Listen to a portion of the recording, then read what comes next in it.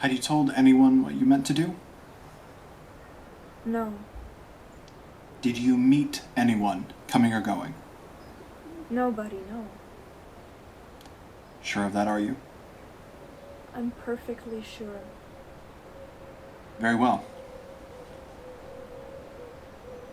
Now listen to me.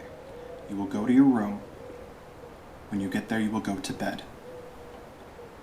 You will say you're not feeling well, and that you haven't been out since yesterday. Your nurse will tell the same story. I'll take care of those 3 men. Uncle Creon, you are going to a lot of trouble for no good reason. You must know that I'll do it all over again tonight. Why did you bury your brother? I owed it to him. I had forbidden it. I owed it to him. Those who are not buried wander eternally and find no rest. If my brother were alive and had come home from a long day's hunting, I should kneel down and unlace his boot. I should fetch him food and water, and I should see that his bed was ready for him. Polynices has earned his rest. I owe it to him to unlock the house of the dead in which my mother and my father are waiting for him, to welcome him. Polynices has earned his rest. Polynices was a rebel and a traitor, and you know it. He was my brother. You heard my edict. It was proclaimed throughout Thebes. You read my edict. It was posted on the city walls. Of course I did. You knew the punishment I decreed for any persons who attempted to give him burial. Yes. I knew the punishment. Did you by any chance act on the assumption that a daughter of Oedipus's stubborn pride, was above the law? No, I did not act on that assumption. Because if you had acted upon that assumption, you would have been deeply wrong.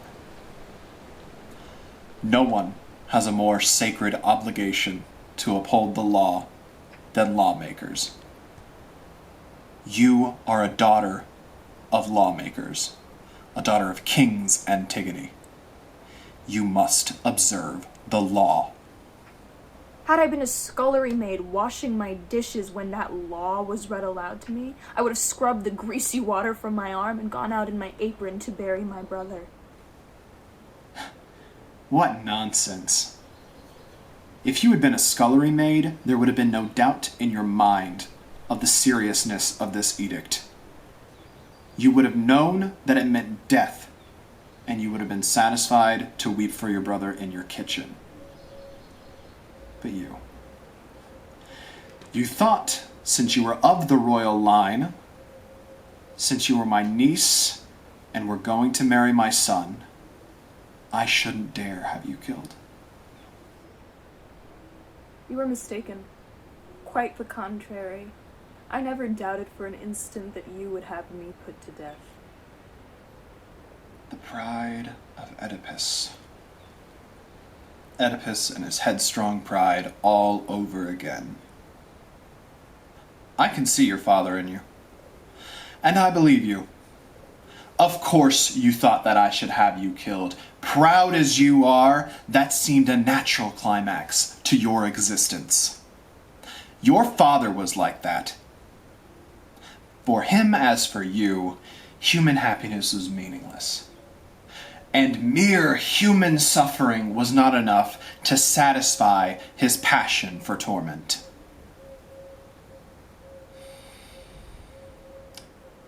You come from a people for whom the human vestment is a kind of straitjacket. It cracks at the seams. You spend your whole lives wriggling against it, and nothing less than a cozy tea party with death and destiny will quench your thirst. The happiest hour of your father's life came when he listened greedily to the story of how, unbeknownst to himself, he had killed his own father and dishonored the bed of his own mother. Drop by drop, word by word, he drank in the story that the gods had destined for him to first live than to hear. How avidly men and women drink in this brew when their names are Oedipus and Antigone. And what your father did afterwards was so simple. To put out one's own eyes and to take one's daughter begging on the highways.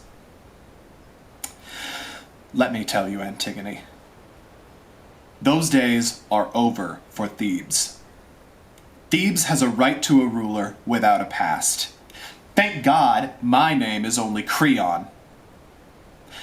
And as long as I am king, being less ambitious than your father was, I have devoted myself to merely introducing a little order to this absurd kingdom. If that is possible. Do not think being a king seems to me romantic. It's my trade. A trade a man has to work at every day. And like every other trade, it's not all beer and Skittles.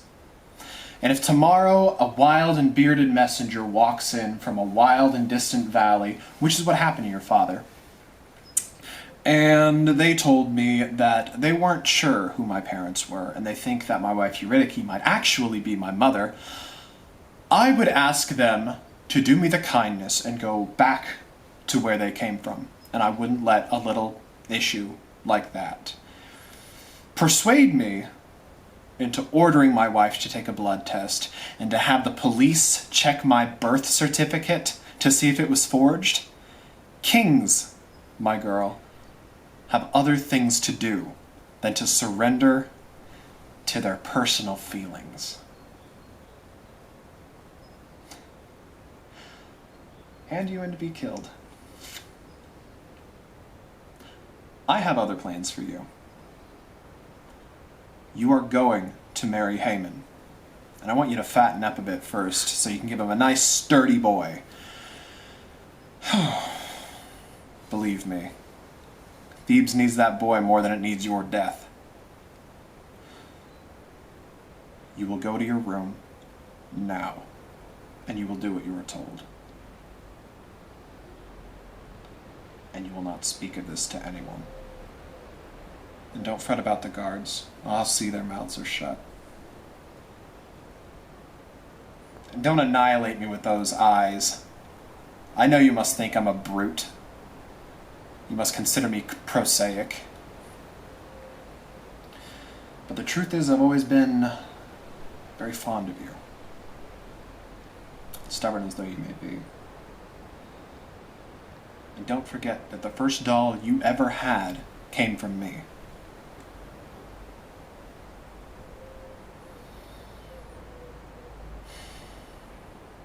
Where are you going? You know exactly where I'm going.